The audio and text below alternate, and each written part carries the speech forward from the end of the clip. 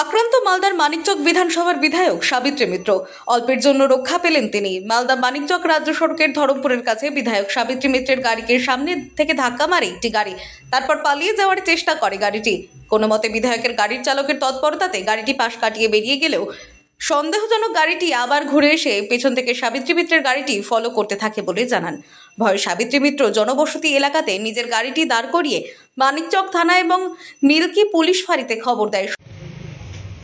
আমি যখন মানিকচক বিধানসভা কেন্দ্রে কাজ শেষ করে ফিরছিলাম, সেখানে একটা বড় ধরনের খেলা হচ্ছে, সেই খেলা শেষ করে ফিরছিলাম এবং সেখানে আসার সময় আমরা যখন মিল্কি ঢুকছিলাম, ঢুকার মুখে তখন একটা গাড়ি আমাদের গাড়ির সঙ্গে প্রচণ্ড জোরে সামনাসামনি ধাক্কা মারার চেষ্টা করলে আমার ড্রাইভার কোনো মতো বাঁকা করে আমাকে বাঁচিয়ে নেয়।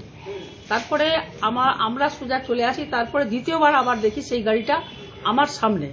আইসিকে আমরা ফোন করেছি, আইসি সাহেবের সামনেও গাড়ি যাচ্ছে না, আমার সামনে আবার সেই গাড়ি। আমি যেখানে ওরা গাড়ি স্লো করছে এবং আমাকে ওরা প্রাণে মারার মানে একটা পরিকল্পনা তারা নিয়েছিল।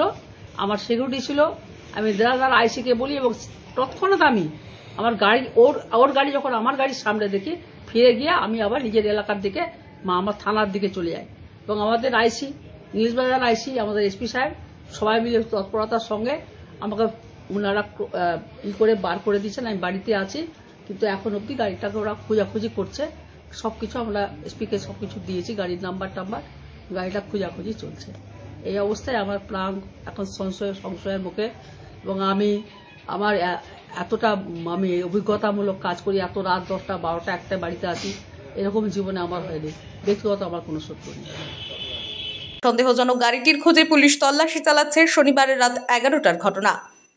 যে মানিকচকের এমএলএ সাবিত্রী মিত্রের গাড়িতে একটা ট্রাক ধাক্কা মেরেছে, পরে আবার সেইটা একটা ঘুরে এসে পিছন থেকে ধাক্কা মারছে।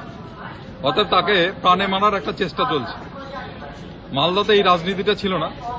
আমরা এই মাসের প্রথমেই দেখেছিলাম যে বাবলা সরকারকে নৃশংসভাবে হত্যা করা হলো গুলি করে। তৃণমূলের বকুল শেখ অঞ্চল সভাপতি, তার উপরে গুলি চলল। আজকে সাবিত্রী মিত্রের গাড়িতে এরকমভাবে প্রাণঘাতী অ্যাটাক হলো। আমাদের একটাই বক্তব্য যে পুলিশের গোয়েন্দা দপ্তর, এদের কাছে কি কোনো খবর থাকছে না? এই দপ্তরটা কি মালদা জেলা থেকে উঠে গেছে? কোথায় কি হচ্ছে, কাকে মারার চক্রান্ত হচ্ছে, এই খবরগুলো তো পুলিশের গোয়েন্দা দপ্তরের কাছে থাকা দরকার। পুলিশ করছেটা কি?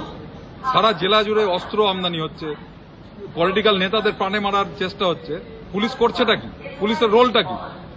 এই প্রশ্ন কিন্তু সমস্ত জনসাধারণ করছে। মালদা থেকে দেবু সিনহা, দেবাশিস পালের রিপোর্ট, আনন্দ বার্তা।